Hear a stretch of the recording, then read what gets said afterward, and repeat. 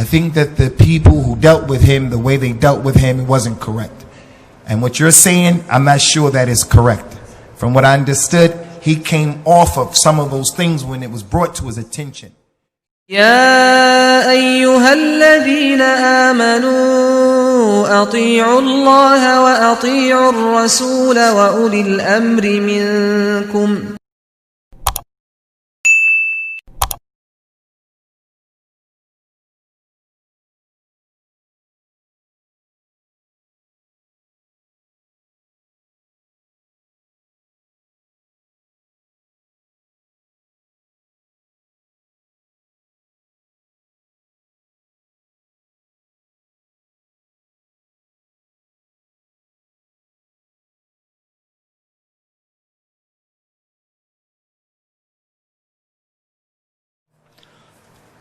We'll take a question from the floor.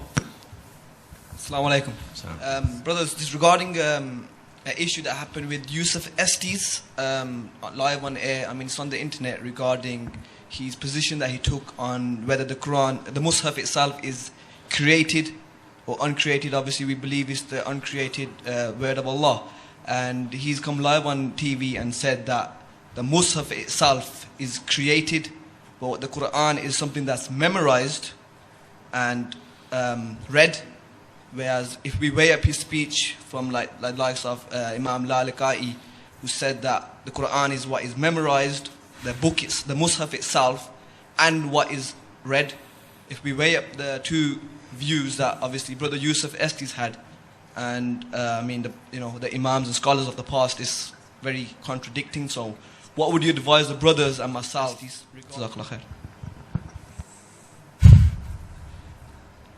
I think we both should participate in this. First thing that I would say is the Quran is the Kalam of Allah, and it's not created.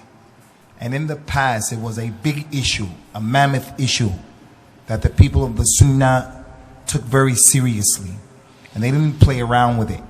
And the people who said that it was created were looked at as being imams of innovation. Imams, problematic individuals, and he dealt with them as such.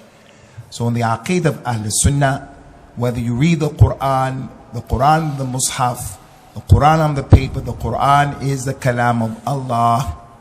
وَإِنْ أَحَدٌ مِّنَ الْمُشْرِكِينَ اسْتَجَارَكَ فَأَجِرْهُ حَتَّى يَسْمَعْ كَلَامَ اللَّهِ. If one of these mushrik people came and they ask you for protection, Ya Muhammad, give him protection so that he can hear the kalam of Allah. So when the Prophet reads him the kalam, the Quran, Allah called that recitation the kalam of Allah. So no doubt, let's make that clear. Unfortunately, with this particular brother who is a da'i and he has something to offer, inshallah, and what he does, he has something to offer. I think that the people who dealt with him, the way they dealt with him, it wasn't correct. And what you're saying, I'm not sure that is correct. From what I understood, he came off of some of those things when it was brought to his attention. He said, I was wrong. And I think that's how he is. If you were to contact him and say, listen, Sheikh Asim al-Hakim, if he knew about the problem, and he were to meet that man, because they met, they know each other. Hey, listen, that thing that you're saying is incorrect. I didn't know you were saying that. You shouldn't say that.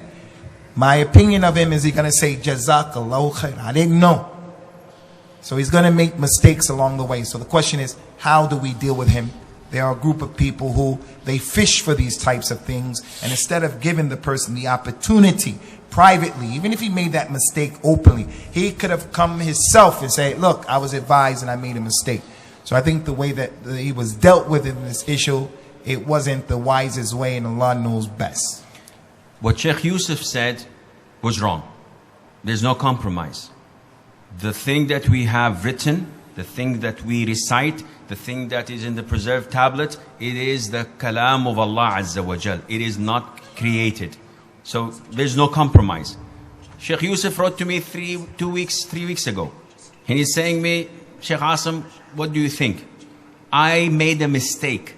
And he gave me a justification, said I was 36 hours without sleep, running from Egypt to this and that. And wallahi, he swears in his letter, that I was torn into pieces from conference to lecture, from this and that. And when I said it, I made a mistake. I was not in my mind and I have no excuse. So what to do? And I told him, you have to declare the truth. And I think he had done. I did not go through the, mashallah, the manifest of those brothers who accused him and the cut and paste, and he did this and he said that, and he went 5 minutes for the toilet, and he came back and he continued to say this and say that. They have this power, they have this time to just pinpoint things at you, and where it hurts, they hit you. Okay, akhi, this guy is not a scholar. He never said, I'm a scholar. Did you ever hear Shaykh Yusuf saying he's a scholar? He's a da'i. He's a man who has some good in him. He wants to share it with everybody. And somewhere down the line, he may make mistakes. And that's why we come and correct him as a brother. But to expose him, and it's a witch hunt, and to try to crucify him, and this is un-Islamic. Give him an advice, give him this and that. But at the end of the day, what he said was wrong. And also we have to realize that he's not a scholar. He's not a alim. So he may make mistakes. Look at the thing that he had given to Islam.